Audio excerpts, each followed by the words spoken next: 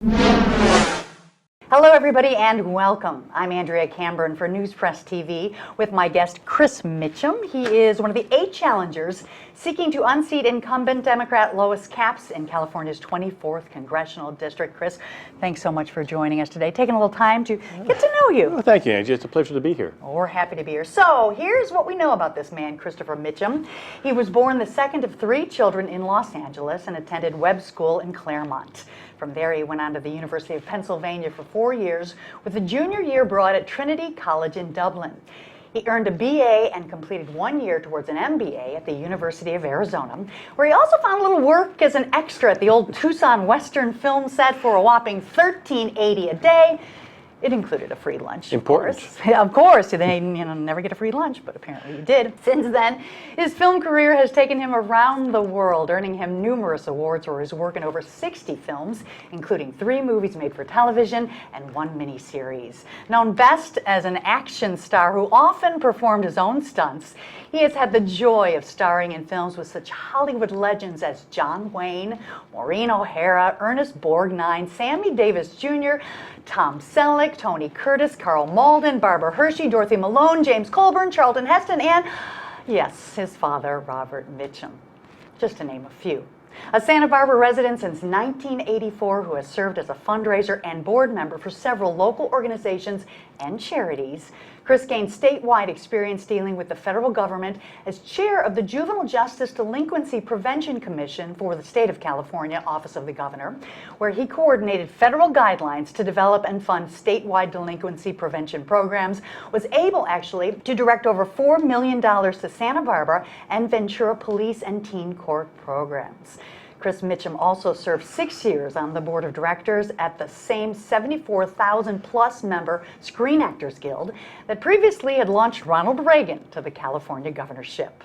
Besides dealing with often conflicting needs and concerns from members in all 50 states during his 2 years as National First Vice President, he gained broad national experience in one-on-one negotiations with the Secretary of Labor at the request of President Reagan to discuss Guild members being hired in all government films, or $3 billion, bigger than the Hollywood industry at the time.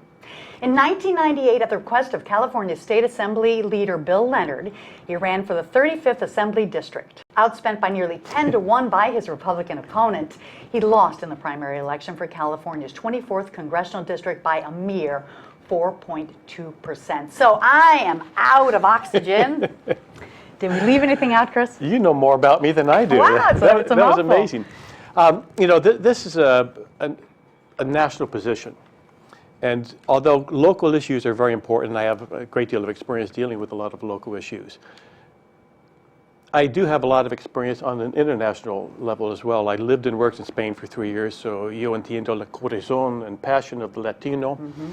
I've worked in numerous countries around the world, so I have a great deal of international experience too. And going to Congress is going to take both national and international experience, and I have both of those. So I think that is very important to be able to bring that to the job and get started right away, because we really don't have time to learn on the job on how to do these things. Right. It's good to know. Thanks for sharing that. Why are you running for Lois Capps' seat in the 24th Congressional District? What's inspired you to do that? The fact that she's been there so long and the nation is in the state that it is shows that she's part of the problem. If you're part of the problem, you can't be part of the solution. So we have to get her out of there. But the real motivation that I have, I've been a constitutional conservative my entire life. And the motivation I have for jumping into this race, and why I jumped in 2 years ago to kind of feel the water, and 34,000 people did vote for me, so I touched a few hearts, was something that Ronald Reagan said at the end of his speech in 1964 when he nominated Barry Goldwater for president. And he said, he finished that speech with, "You and I have a rendezvous with destiny. We'll preserve for our children this, the last best hope of man on earth. We'll sentence them to take the first step into 1,000 years of darkness if we fail. At least let our children and our children's children say of us, we justified our brief moment here. We did all that could be done." And those words really resonated with me. And I think about that, I'm semi-retired, I have the time, I'm well educated, I'm well spoken, I'm used to being in front of people and working with people. I have national experience in politics, I have international experience in dealing with people in different cultures. And I think I'm prepared and ready to do this job. Plus, I have the passion to jump in and help my country. And if I don't go in and help my country and do all that I can do, then shame on me. You've probably already answered this, but what makes you think that you will be one of the 2 remaining candidates standing in November? Well, I found both when I ran in 1998 and when I ran in 2012. When I ran in 98, the registration was something like 46% Democrat, 32% Republican. And I finished with 46.6% of the vote. I got something like 87% of the decline to state. And I found that the conservative message of talking about what this country really means and what we stand for and our Constitution, when you take the oath of office, you don't swear to defend the government or defend the flag. You swear to defend the Constitution of the United States of America against all enemies, foreign and domestic.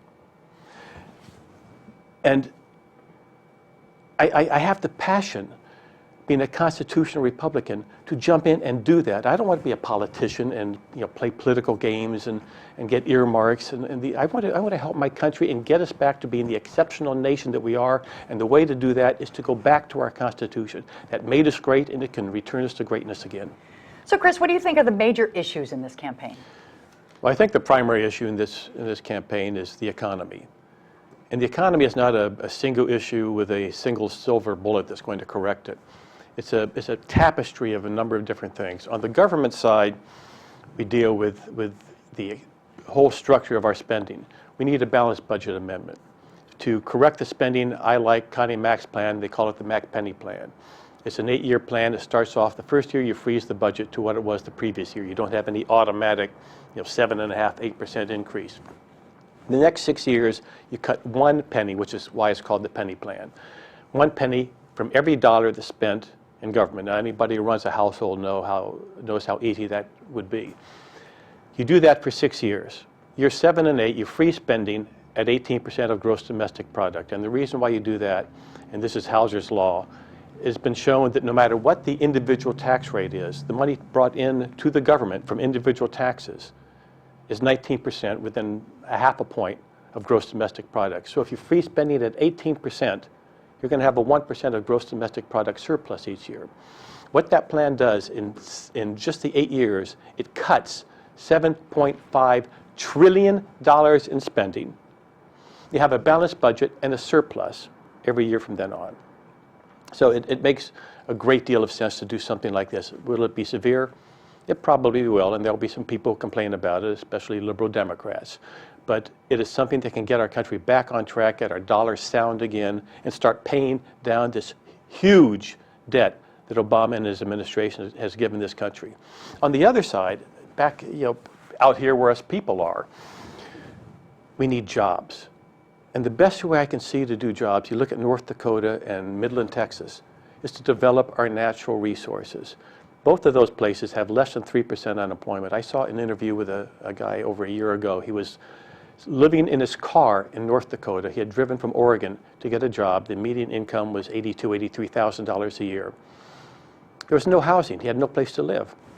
So now what happens is developers have to start building houses. So you have increased more work, more jobs. Families come in. Families are going to have children. They're going to need schools. They're going to need teachers. They're going to need to shop. They're going to need to buy clothes. They need to go to the market. They need to buy gasoline and cars and other goods. So it ripples out through the entire economy, which is why these two places have less than 3% unemployment. It's not just in the oil industry. Everybody in every aspect of their economy is employed. So you develop our natural resources, get people working again, and it's not just fracking. You opened up state and federal lands. You can drill for oil. There was a plan here in California where a company out of Houston was going to go to a federal platform that's already existing, slant drill into California for oil, not fracking, oil. And they told Schwarzenegger they would guarantee the state of California $100 million a year in royalties. The Lands Commission, which is 1 Republican, 1 Democrat, and the lieutenant governor, had the right to vote for, up or down on this issue. It didn't happen. But it is there, and it can happen, and it can create jobs. And like Midland, Texas, and North Dakota, it'll ripple out through the entire economy. Within 6 years, we can be oil self-sufficient. So we no longer have to worry about the prices of oil in the Middle East and OPEC and these other issues that play with us every day. Once we're self-sufficient, we can now start exporting oil. That's going to lower our trade deficit, which is going to make the dollar even stronger. As people start working, they're not going to be on welfare anymore. You know, most of the people I know, they don't want to be on welfare. They don't want food stamps. They don't want government handouts. They want to get back to bettering their life. You're not going to better your life on welfare. You want to get back to bettering their life and working for their family and getting a nicer house and getting a better job and making it a better life for their children who will go on and go to college and get better jobs. This is what the American dream is all about. And we need to bring this back to this country. We're losing that. We're losing our middle class, and we're losing our chance to obtain the American dream. An extra plus we have is the entire economy of Russia is based on their natural gas. They're charging the Ukraine 2 to 3 times what the rest of the world is paying for it. In Europe, in the year 2000, 48% of natural gas came from Russia. Now it's 25%. They're already trying to move away from Russia, but they're running out of sources. They're building the stations to bring in natural gas, but they're running out of places to supply it. If we start supplying natural gas to Europe, and they're no longer dependent on Venezuela or Russia, you're going to see Russia fold like a cheap suit. They'll have no economy left because no one will be buying their gas anymore. So the pluses in developing our natural resources besides jobs, lowering our deficit, getting people off welfare, I mean, it's endless, endless. The next issue I think is very important is our national security. This administration has been downgrading our military for a number of years now. Until the Crimea situation rose, we only had one fleet, one battle group at sea. We used to have 11 at sea. All the rest were in port. I think when Crimea started up, we put 3 more battle groups at sea, but the rest are still in port. There's a plan on the board right now to dismantle our ICBMs and eliminate our silos. And what that does is we have right now over 450 primary first strike targets, which means if another country wants to strike us, they have to wipe out all these targets before we can retaliate, before we can no longer retaliate. This plan will get rid of those and eliminate all those targets down to just 6 primary targets, which means Russia or China on a first strike could wipe this country out. So if they say to us, we're doing this, you can't stop us, we can't, because we're no longer a first world power. So we need to take care of our national security. And along those lines, we need to secure our borders because they're a sieve. And we have criminals, they're finding people from Jordan and also all kinds of places coming across the border. Both the Canadian and Mexican borders need to be sealed down. I'd like to give first job opportunity to our returning vets from Afghanistan and Iraq. They're trained in national security or in border security, and they are well trained to fight.